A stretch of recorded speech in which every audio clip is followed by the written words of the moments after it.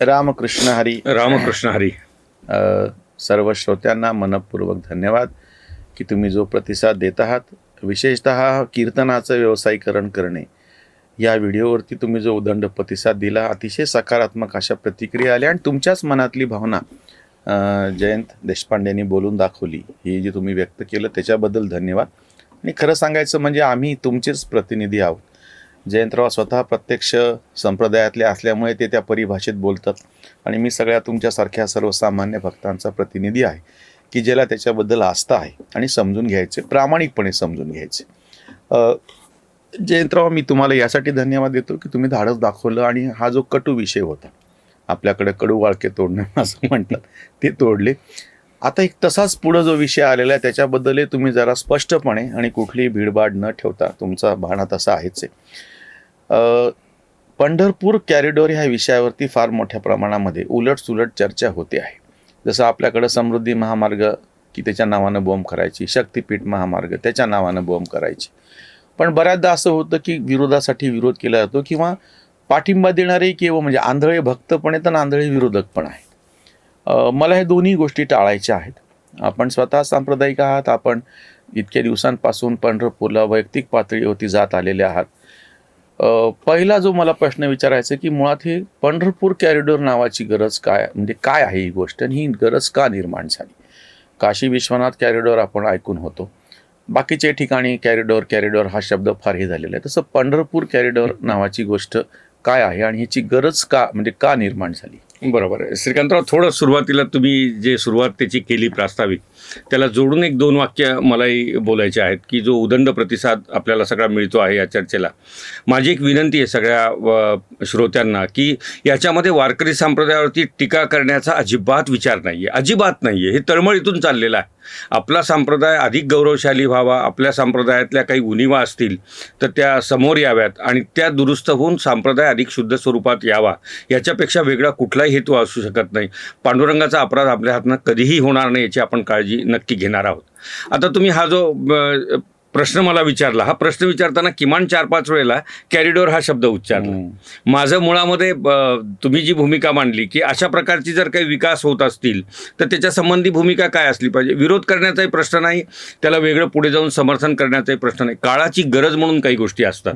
ज्या प्रमाणामध्ये लोकसंख्या वाढलेली आहे, ज्या प्रमाणामध्ये लोकांकडे प्रवासाची साधनं वाढलेली आहेत, ज्या प्रमाणामध्ये लोकांच्या मनामधला आध्यात्मिक विचार अनेकांपर्यंत पोहोचतो आहे, त्या सगळ्या पार्श्वभूमीवरती जी तीर्थक्षेत्र आमची आहेत त्या तीर्थक्षेत्रावरती गर्दी होणं, लोकांनी समूहाने येणं, लोकांनी मोठ्या संख्येने येणं, वारंवार येणं, हे सगळं अभिप्रेत आहे. मग अशा ठिकाणी आपल्याला बघावं लागेल की त्या ठिकाणी गेल्यानंतर तो त्यांचा हेतू सहजपणे सुलभपणे पूर्ण होतोय की नाही. आणि पहिला भाग म्हणजे की बदल होणार आहे आणि तो आपण स्वीकारला पाहिजे. संप्रदाय म्हणून पण आपण स्वीकारला पाहिजे. पांढरी टोपी जी आता घातली जाते ती काही जुनी नाहीये, पण संप्रदायाने ती स्वीकारली इतकी की म्हणजे आता त्याला गांधी टोपी म्हणताना म्हणत असलो तरी प्रत्यक्षात ती वारकरी टोपी असं तिचं नामविधान झालेलं आहे आता. आणि वारकरी म्हणल्याच्या नंतर ती पांढरी टोपी घातलेला आणि टिळा लावलेला समोर येतो. आता स्पष्ट उदाहरण आहे की बदल स्वीकारला पाहिजे. त्यामुळे कॅरिडॉर होत असेल तर त्या कॅरिडॉरला विरोध असण्याचं अजिबात कारण नाहीये. हे सगळ्या सुविधा उपलब्ध झाल्या पाहिजे, त्या सुविधांचा विकास पण झाला पाहिजे. प्रश्न काय तो माहिती आहे का, आपण बारकाईने जर बघितलं कॅरिडॉर शब्द म्हणलं ना की मग पर्यटनाशी जोडल्या जातो. हे पर्यटन होऊ शकत नाही. पंढरपूर पर्यटनाची अजिबात जागा नाहीये. त्यामुळे त्याला मंदिर प्रांगण विकास तुम्ही म्हणलात की सगळा अर्थच त्याचा बदलून जाईल. मंदिर प्रांगण विकास आपण जर त्याला म्हणू लागलो आणि त्या पद्धतीने जर विचार करत गेलो तर हा जो काही कॅरिडॉर लोकांच्या मनात आहे, राज्यकर्त्यांच्या मनात आहे किंवा निर्णय करणाऱ्या समाजाच्या मनामध्ये आहे, त्याला अधिक चांगल्या प्रकारचं स्वरूप येऊ शकेल. आता दुसरा मुद्दा असा आहे की या कॅरिडॉरच्या संदर्भामध्ये काय विचार होतो आहे, तर मुख्य विचार हा होतो आहे, शासनाने अजून पूर्णपणे कॅरिडॉरचं रेखाचित्र समोर जरी मांडलं नसलं तरी चर्चेत असं सांगतायत की मंदिर परिसर जो आहे, मंदिराची जी जागा आहे, मंदिराच्या ज्या 4 भिंती आहेत तिथून 100 मीटरपर्यंत त्यांना तिथे मोकळी जागा त्या ठिकाणी ठेवायची आहे. आता त्या ठिकाणी 100 मीटरपर्यंत ठेवतील, नंतर परत नगरप्रदक्षिणेचा मार्ग आहे आणि या भागामध्ये मग त्याचं सुशोभीकरण होईल, या भागामध्ये वेगवेगळ्या प्रकारच्या वास्तू निर्माण होतील, या भागामध्ये भक्तांच्या सुविधा, संप्रदाय विस्तारासाठी, तिथल्या व्यवस्थापनासाठी काही सुविधा निर्माण केल्या जातील, अशा प्रकारचं सध्या सांगितलं चाललंय. पण दुर्दैवाने काय झालंय की स्पष्टता नसल्यामुळे तिथल्या स्थानिकांच्या मनामध्ये संभ्रम आहे आता तिथे स्थानिक अनेक लोक आहेत, त्यात व्यापारी आहेत, तिथे वेगवेगळे नोकरदार लोक आहेत. त्यांच्याशी वारकरी संप्रदायाला तसं काही फार वेगळ्या पद्धतीने विचार करायची गरज नाही. परंतु मंदिर परिसरामध्ये, या वातावरणामध्ये 100 मीटरमध्ये जी मठ मंदिरे यायला लागलेली आहेत, ज्या पुराण वास्तू यायला लागलेल्या आहेत, ज्यांना वेगवेगळ्या प्रकारचे ऐतिहासिक आणि धार्मिक संदर्भ आहेत, अशा जागा यायला लागलेल्या आहेत, त्यांच्या संबंधी मात्र वारकरी संप्रदायाच्या मनामध्ये एक प्रकारची आस्था आहे. आणि त्या आस्थेमधनं जर काही संभ्रम निर्माण होत असतील, त्याच्याबद्दल स्पष्टता नसेल, तर मग एक थोडी विरोधाची झालर पण त्याला आपल्याला स्थानिक ठिकाणी बघायला मिळते आहे. म्हणून माझी भूमिका किंवा आपली भूमिका अशी असायला पाहिजे आहे वारकरी संप्रदायाची, ती की कॅरिडॉर व्हायला हरकत नाही आहे, तो अधिक चांगला व्हावा आणि पांडुरंगाच्या त्या मंदिराच्या लौकिकाला साजेसा जो भक्तीचा पूर देशभर ज्या संप्रदायाने आणलेला आहे, तो भक्तीचा पूर त्या क्षेत्रावरती नक्की दिसावा, अशा प्रकारचा तो संप्रदायाचा विचार करून तो कॅरिडॉर आपण त्या ठिकाणी केला पाहिजे. पहिला जो तुम्ही ठामपणे मुद्दा उपस्थित करतायत की जसं तुम्ही मंदिर परिसर प्रांगण विकास असं म्हणता आहात, तर त्याच्यातच ह्या गोष्टी येतात. म्हणजे शिंदेचा वाडा असो, होळकरांचा वाडा असो, बाकीची जी ठिकाणं असो, ज्या ठिकाणी संत महात्म्यांचं वास्तव्य होतं, ज्या ठिकाणी विविध प्रसंग या संत महात्म्यांच्या आयुष्यातले घडलेले आहेत, म्हणजे त्या प्रत्यक्ष तो जिवंत असा इतिहास आहे. म्हणजे जितकं मंदिराच्या बद्दलच्या आस्था आहेत वारकरी संप्रदायाच्या, तितक्याच ताकदीनं तशाच आस्था आजूबाजूच्या वास्तूंच्या आहेत. म्हणजे पहिला जो मुद्दा आपण उपस्थित करतो आहोत, मंदिर प्रांगण विकास असा शब्द आपण वापरूयात कॅरिडॉरच्या ऐवजी. पंढरपूर मंदिर, विठ्ठल रुक्मिणी मंदिर विकास, प्रांगण विकास असं म्हणत असताना आजूबाजूच्या ज्या ऐतिहासिक वास्तू आहेत त्या जतन झाल्या पाहिजेत. दुसरा जो मुद्दा मला विचारायचा आहे की तुम्ही जे म्हणतात की बाकीच्या सगळ्या ज्या भौतिक सुविधा उपलब्ध करून द्यायच्या आहेत आणि बाकीच्या ज्या ह्याच्या शिवाय, म्हणजे आता या वास्तूंचं आपण जतन केलं असं समजूयात, ह्याच्या पुढचा मुद्दा कुठला विषय? आता बघा, पंढरपूर म्हणलं ना की आम्हाला सगळ्यात आधी तर आमचा पांडुरंग आहे आणि त्या पांडुरंगाच्या जोडीला आणखी दुसरं आमच्यासाठी प्रिय काय असेल तर ती चंद्रभागा आहे. आता चंद्रभागेचं आजचं स्वरूप जर बघितलं तर असं लक्षात येईल की कॅरिडॉर किंवा प्रांगण विकास असं जेव्हा तुम्ही म्हणता, तेव्हा तुमची सगळ्यात महत्त्वाची प्रायोरिटी ही चंद्रभागेचं ते वाळवंट असली पाहिजे. अत्यंत वाईट आणि हलाखीच्या परिस्थितीमध्ये सध्या ते वाळवंट आहे, जिथे कधी ज्ञानोबा तुकोबांनी पावली खेळलेली आहे, जिथे जनाबाईंनी भजन गायलेलं आहे, अशा त्या वाळवंटाचं स्वरूप अत्यंत विदारक अशा प्रकारचं झालेलं आहे. माझा वैयक्तिक अनुभव म्हणून तुम्हाला मी सांगतो की काही वर्षांपूर्वी मला लोटांगण घालत, म्हणजे पुंडलिकाच्या मंदिरापासून पांडुरंगाच्या पायापर्यंत मला लोटांगण घालून यायचं होतं. 5-6 वेळेला वाळवंटात गेल्यानंतर मी माझा मनोदय बदलत गेलो आणि शेवटी लक्षात आलं की अरे आपण थकायच्या आधी हे करायला पाहिजे आहे, म्हणून ते केलं शेवटी. आणि नंतर मला 2 दिवस जेवण करता आलं नाही, इतकी ती अस्वच्छता वाळवंटामध्ये आणि शहरामध्ये मला ती बघायला मिळाली. अक्षरशः विदारक परिस्थिती आहे. ज्या वाळवंटामध्ये कधी काळी ते सगळे सोहळे त्या ठिकाणी झाले, एकमेका लागतीले पायरीचे प्रसंग झाले, त्या वाळवंटाची विदारक परिस्थिती. मला वाटतं की प्रांगण विकासाचा जेव्हा सरकार विचार करतंय तेव्हा सगळ्यात महत्त्वाचा विचार काय असेल तर ही जी आमची चिन्ह आहेत, आमचा पांडुरंग आहे, आमचं गोपाळपूर आहे, आमचं विष्णुपद आहे, आमची चंद्रभागा आहे, यांचा प्राधान्याने विचार केला पाहिजे आणि त्यांना मूळ स्वरूपामध्ये आम्हाला कसं नेता येईल याच्याबद्दल भूमिका असली पाहिजे. एक अधोरेखित करणं महत्त्वाचं आहे की ज्या पद्धतीने कोविडच्या नंतर पंढरपूर मंदिराचं एका अर्थाने पुनर्निर्माणच म्हणता येईल, इतक्या चांगल्या पद्धतीने काम सरकारने केलेलं आहे. जे जुनं सगळं लावून दिलं होतं, कुठे ग्रेनाईट, कुठे काय काय काय, म्हणजे थोडक्यामध्ये ज्याला म्हणता येईल की सौंदर्यीकरणाच्या नावाखाली एक विद्रुपीकरण झालं होतं. त्या विद्रुपीकरणाला हटवून आत्ता मूळ मंदिर इतकं अप्रतिम केलं पांडुरंगाचं, गेल्यानंतर असं वाटतं की आपण आपल्या पुढे ज्ञानोबा येऊन गेलेत आणि मागे कोणीतरी आपल्या यायला लागलेलं आहे. त्या काळातलं मंदिर आत्ता ते दाखवत आहेत. मला वाटतं प्रांगण विकासाच्या निमित्ताने त्या काळातलं पंढरपूर तुम्ही आमच्यासमोर जर मांडू शकलात तर ते फार मोठे उपकार होतील. जयंतराव, तुमच्या बोलण्यातून जो येतोय तो पहिला जो बिंदू आहे महत्त्वाचा, अर्थात पांडुरंगाचं मंदिर जे आहे, विठ्ठल रुक्मिणी मंदिर जे आहे. दुसरा जो बिंदू येतो आहे तो म्हणजे चंद्रभागा येते आहे प्रत्यक्ष. आणि तिसरा बिंदू जो येतोय की ह्या परिसरातली जी सगळी ऐतिहासिक स्थळं आहेत, त्याच्याबद्दलच्या धार्मिक ज्या आपल्या आस्था आहेत, आपल्या अस्मितेच्या त्या जागा आहेत, म्हणजे ह्या 3 बिंदूंचा विचार करून. आणि अजून एक जो मुद्दा तुम्ही मांडतात की ज्या पद्धतीनं विठ्ठल मंदिराचं मूळ स्वरूप आता समोर आलेलं आहे, बाकीचं सगळं विद्रुपीकरण केलेलं ते काढून, म्हणजे तुम्हाला असं म्हणायचं आहे का की एकूणच आपण पंढरपूरचं जे विद्रुपीकरण केलेलं आहे, काळाच्या ओघात केलं किंवा झालं किंवा कुठलंही असो, जाणतेपणी असो अजाणतेपणी असो, हे सगळं विद्रुपीकरण दूर करून मूळ स्वरूपातलं भक्तिमय असं वातावरण असलेलं, प्रासादिक असं जिथली सगळी हवा आहे, असं पंढरपूर आम्हाला परत निर्माण करायचं आहे. नक्कीच करायचे आणि करता पण येईल. हे पहा, पंढरपूरच्या चंद्रभागेला पूर येण्याचे दिवस 15-20च्या वरती वर्षात नाही आहेत. ते पण उजनीतनं पाणी सोडलं तर पूर येतो, ते माहिती पण आपल्याला होतं की पूर येणार आहे.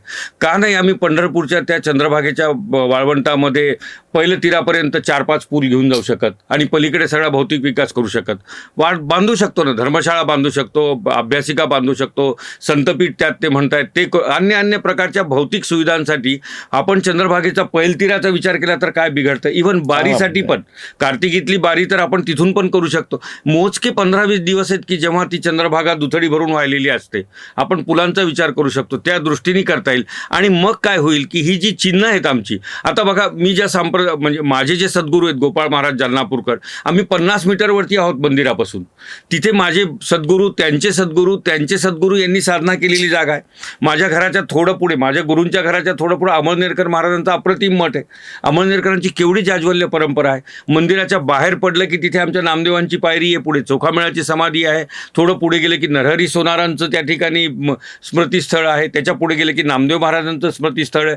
मग माझ्या भूमिका ही आहे की ह्या स्मृतिस्थळांना, ह्या साधना केलेल्या जागांना, ह्या लक्षावधी लोकांच्या आस्थेचा विषय असणाऱ्या वास्तूंना आपण जर त्या ठिकाणी सांभाळू शकलो, सांभाळताना आपण हे म्हणू शकतो की एका विशिष्ट रंगामध्ये, एका विशिष्ट डिझाईनमध्ये ते सगळं असावं, हरकत नाही आहे. प्रांगण म्हणून ते चांगलं वाटावं, सिमेट्री असावी. आपण सांगू शकतो त्यांना की तुमचं जे मंदिराचं बांधकाम आहे ना, तुमचं जे समाधीचं बांधकाम आहे, तुम्ही या पद्धतीने करून घ्या. ते आपल्याला करता येईल तिथे. परंतु ती स्थळं जर हटवल्या गेली तर ते पंढरपूरच्या एकूण त्या परंपरांच्या दृष्टीने लोकांना भावणारच नाही ना. मी गेल्यानंतर माझ्या सद्गुरूंचीच ती बसायची जागाच जर मला दिसणार नसेल तर मला ते एका अर्थाने वाईट वाटणारी गोष्ट आहे. ह्या सगळ्या गोष्टी कशा जपता येतील हे बघितलं पाहिजे. दुसरा एक मुद्दा आहे श्रीकांतराव, की मी वाचलंय म्हणजे की संतपीठ पण लिहिलंय. मला सांगा, पैठणमध्ये आम्ही संतपीठ केलेलं आहे. काय परिस्थिती आहे? संतपीठ हे पदव्या देण्याची जागा नसावी असा हट्टास का नाही धरू शकत आम्ही? ते केवळ अभ्यासाचं केंद्र असेल असा का नाही आम्ही धरू शकत आग्रह? ते संशोधनाचं केंद्र असेल. आम्ही संतांच्या साहित्याबद्दल संशोधन करत असताना आम्ही इकडे सांगतोय की हे सनातन धर्माला धरून सगळं आलंय. का नाही असा अभ्यास होत की संत मालिकेमधल्या संतांचे अभंग आणि त्याला प्रमाण असणारे वैदिक संदर्भ आम्ही का नाही देऊ शकत आहेत? मला वाटतं अशा पद्धतीने पण एक वेगळा विचार त्याच्यामध्ये झाला पाहिजे. अर्थात it will be too early. आत्ता आपण कॅरिडॉरबद्दल बोलणं एवढंच आहे की विरोध नक्की नाही आहे, पण कॅरिडॉरबद्दल बोलायला खूप आहे. एकदा आराखडा समोर आला की तुम्ही आणि आम्ही मिळून एकदा परत त्याच्यावरती चर्चा करू, अनेकांची मतं घेऊ आणि अजून थोडं त्याला ज्याला म्हणता येईल की क्रिस्टलाइज करण्याचा प्रयत्न करू. एक फार चांगला मुद्दा तुम्ही उपस्थित केला. त्यानंच आपण शेवटचा मुद्दा घेऊयात. संत साहित्याच्या बाबतीमधली जी अडचण आहे, खरं तर ही एकमेव अशी परंपरा आहे की ज्याला लिखित अशा ग्रंथाचं प्रमाण, ग्रंथांचं त्याच्यामध्ये पहिल्या ह्याच्यापासून अंतर्भाव राहिलेला आहे. माऊलींचा ग्रंथ असून त्याच्यानंतरची सगळी, आता मी आपण मागचा पण त्याच्यावरती भाग केलेला होता, शेख महम्मदांचा योग संग्राम नावाचा ग्रंथ सटीप अर्थासह तिथे उपलब्ध नाहीये. म्हणजे ज्या श्रीगोंद्याला त्यांची समाधी आहे, खरं तर सगळ्या संतांची ही जी सगळी समाधी स्थळं आहेत त्या ठिकाणी सगळी वारकरी संप्रदायाची ग्रंथ संपदा जी आहे, महत्त्वाची ग्रंथ आहे, सकल संत गाथा आहे, ह्या सगळ्या सटीप त्यांच्या व्यवस्थित चांगल्या अर्थासह संशोधित अशा आवृत्त्या उपलब्ध असायला पाहिजेत ना. म्हणजे तुम्ही जे म्हणता आहात की ह्याच्यातली जी अभ्यास, बरं असं नाही ना, जे बाकीचे म्हणतात आणि आपण वारंवार चर्चा करतो, हा टाळकुट्या संप्रदाय नाही. ह्याच्यामध्ये लिखित स्वरूपातल्या ग्रंथाची वाचन, दार्शनिक स्वरूपातल्या चर्चा करणाऱ्या ग्रंथांची मोठी परंपरा आहे. 700-800 वर्षाची तर परंपरा आपण प्रत्यक्ष माऊलींपासून दाखवून देऊ शकतो. त्याच्यामुळे, आणि दुसरा एक मला मुद्दा तुम्हाला शेवटी विचारायचा आहे की ह्या सगळ्या कॅरिडॉर म्हणत असताना आळंदी असो किंवा पंढरपूरसुद्धा असो, ह्या सगळ्या ठिकाणी विविध संत महंतांचे मठ आहेत, वारकरी शिक्षण संस्था आहेत.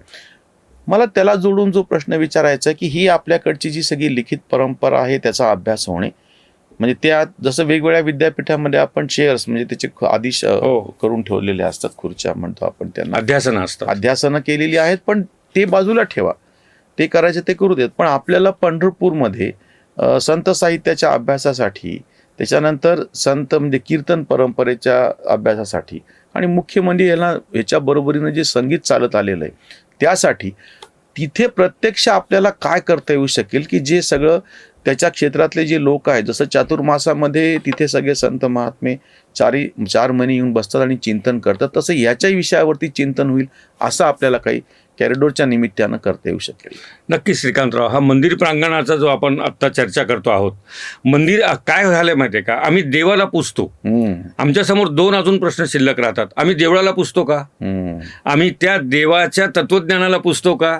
ह्या 2 गोष्टी शिल्लक राहतात. मला तर वाटतं की देऊळ पूजा सुरू झाली पाहिजे. देवाचं सगळं, देवळाच्या बाहेर ज्या पद्धतीचा अस्ताव्यस्त व्यवहार आम्हाला बघायला मिळतो आहे, त्याला नीट करणं म्हणजे देऊळ पूजा आहे.